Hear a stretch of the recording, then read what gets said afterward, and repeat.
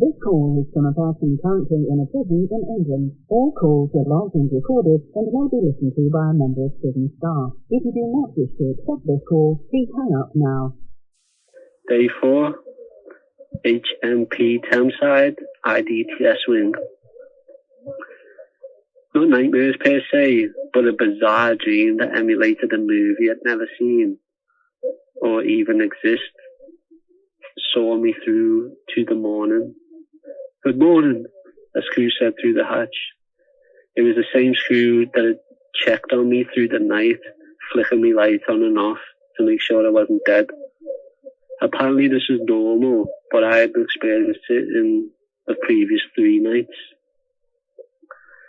I'd realised that when I woke from my nightmare, the time must have been closer to 1 or 2 a.m. rather than 3 or 4 a.m. I decided to try get back to some sleep until my breakfast pack came. When it did, though I was still the most tired I've been in the morning yet. I got up and got clean into my dirty clothes.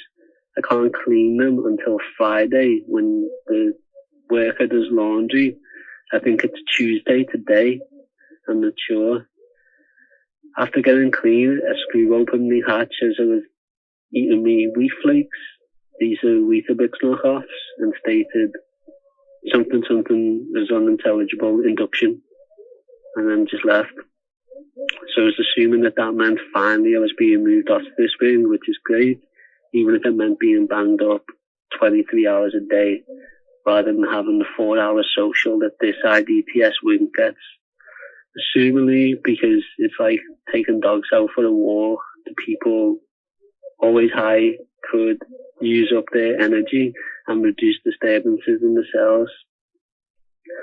With a clear bin bag, I'd say for a reason such as this, I'd pack me bowl, plate, cup and cutlery.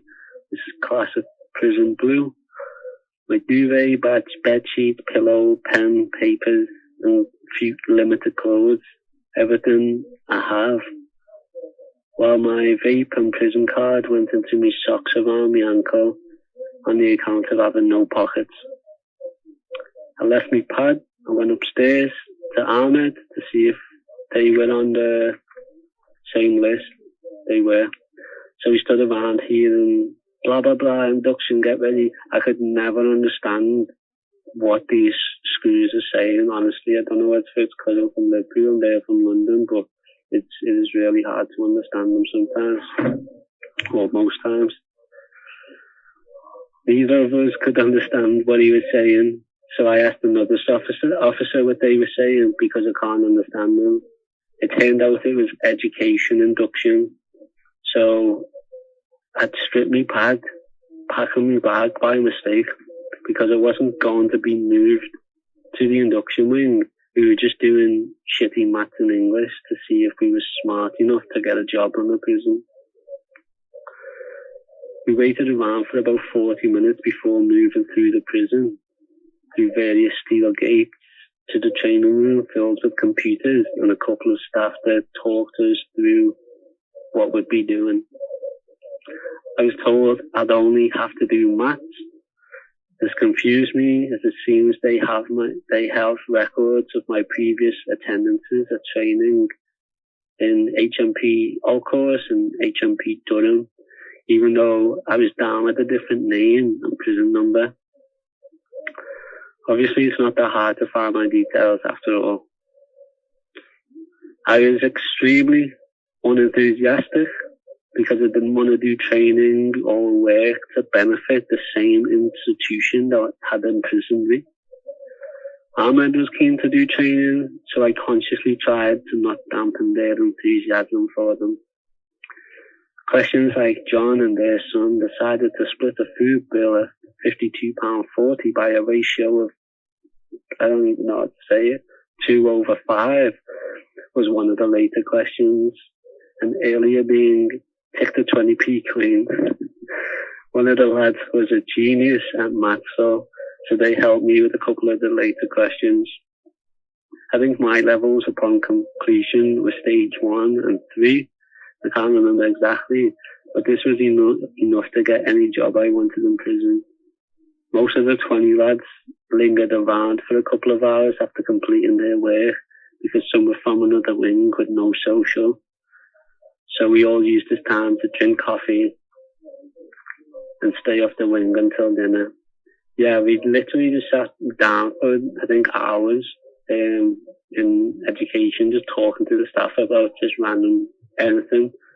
I think we also got paid for attending inductions, like £2 or something. So we waited until dinner. Everybody got to know each other, vent about why they were in prison and support each other. At one point, one of the women trainers appeared to be an improvised therapist as 3 of the lads sat in a semicircle around her, telling her their stories, and would listen and talk to others. I would listen and talk to others, looking out my window at London, over the prison walls, and down at my pad with its newish apple tree outside that has 2 apples. I'm surprised the squirrel that was playing on the prison fences hasn't eaten them yet. I did get a book called Sins of Fathers from the Waste of Time. I've got a note here. We have 10 days left here before our plea hearing. I doubt we'll return here because we had a plea hearing and we expected to go to court and then be moved to a different prison at the time. So I thought all of this is a waste of time. We're just going to do it very soon in another prison. I hate books like this. They're not interesting, but it was probably the better of the limited fictional section. At least this is supposed to be non-fiction. We were trying to get on the wing for dinner, but waited around in the hexagon space between wings for half an hour before a screw was available to open the gate to head downstairs on the wing we should be back on in the first place. Yeah, you just basically wait in limbo. All the wings are connected by hexagons with different floors, and they would lead outside. But you need a screw, obviously, to let you in through the steel bars onto the wing that you're supposed to be on, and vice versa. And you can wait literally an hour or so, just lingering about in this hexagon. Back on the wing, everybody was banged up. We missed dinner. Apparently, it was in our cells. When my cell opened, I immediately turned back around. Boss, where's my dinner? And he pointed and said, it's there. There was indeed something in sight. It was a small burger bun and a tub of coleslaw. So I said, that's a burger bun and coleslaw with soup that I can't even make because I haven't got a fucking kettle. Where's the rest of it? I picked my menu yesterday. I was sure a coleslaw burger wasn't what I chose, suspecting somebody pulled a fast one because I wasn't there. And he said, that's what everybody else got. He said, still stood at the door with it open. I said, everyone got a coleslaw burger. What good is this soup? I can't even make it. And he said, you don't have a kettle? I said, nah, I've got fuck all, look around. And he said, do you know anyone with a kettle you can use? I said, nah, what's going on with this? Can you help me, please, boss? Because I was like, who the fuck has a coleslaw burger? What is this? Well, how can you just have coleslaw for a fucking meal and a burger bun? And then obviously soup that you can't even make without a kettle. And I was like, what? I was frustrated. And the screw said, okay, I'll see what I can do. I said, thank you. I said, before he locked my door. I stood there thinking, what the fuck? And then I heard, oi, oi, oi. And then I looked out my hatch to the face looking at me opposite, and then said, and he's gone, do you need a kettle? And that's what he said, kettle, kettle.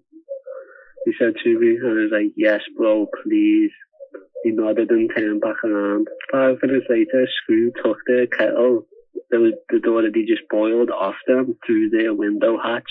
The screws spilt the boiling hot water on the clipboard that they were holding in the other hand, barely missing their own hands with this boiling hot water, followed by a look of surprise. I struck my cup out to be filled in order to make my soup. Once filled, I returned gratitude to the lad who had heard my complaint, obviously, and then offered to do the kettle.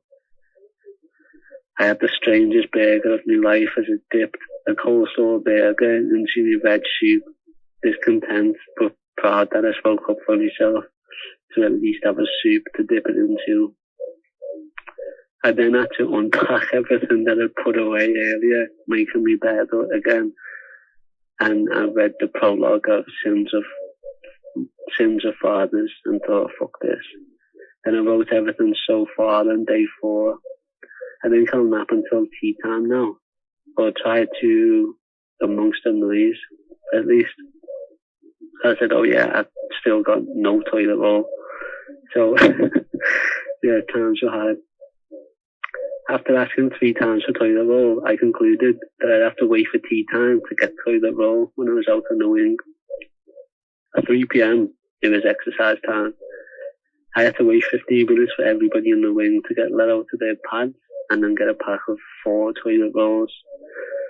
I put it in my pad, closed the door, and reached inside from outside through the hatch to lock it.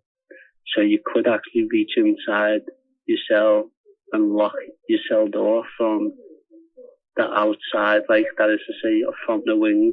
Obviously that way people on the wing couldn't just push your door open, but if they really wanted, they could again just reach through the window hatch, open your window hatch, reach through and unlock it that way, unless you asked the screw to actually lock your door.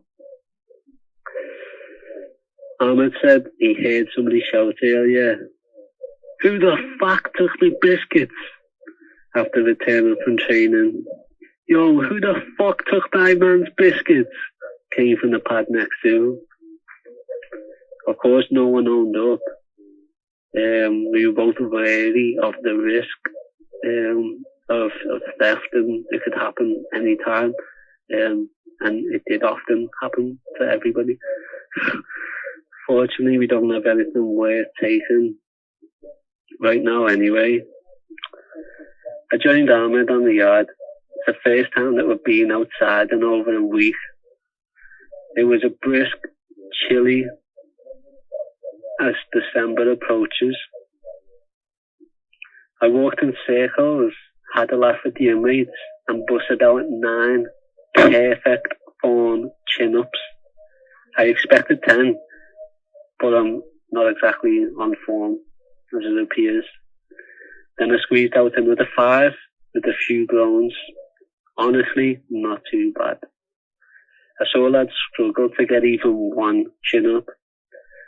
Well, they couldn't even get 1 chin-up, so at least they know I can. We went back in to check CMS, seeing if we had emails from our solicitors and any money for our canteen.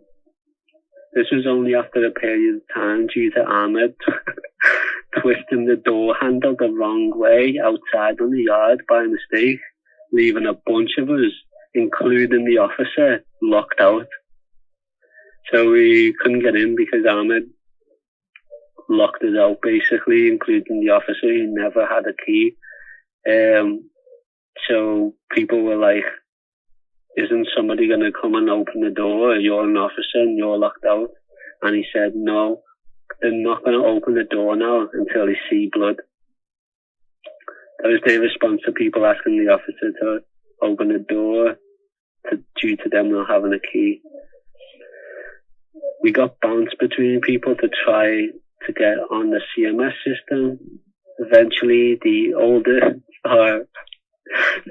Jamaican gentleman with a literal snapped ankle on crutches due to their foot being sideways after an electric scooter fall and medical malpractice, putting a steel rod down their leg, then having to take it out because it came out the top of their knee.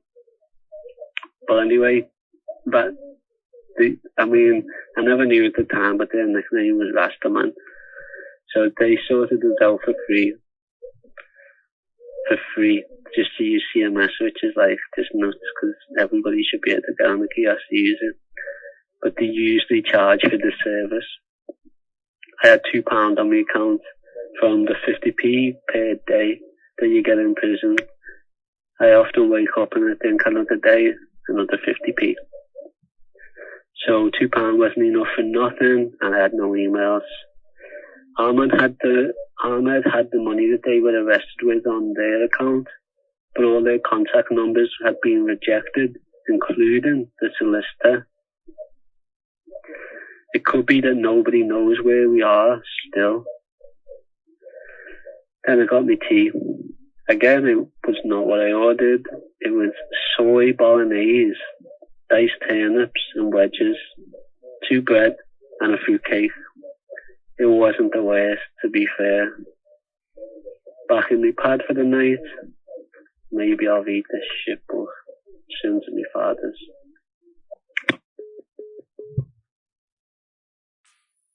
Thank you for tuning in to Diary of a Political Prisoner.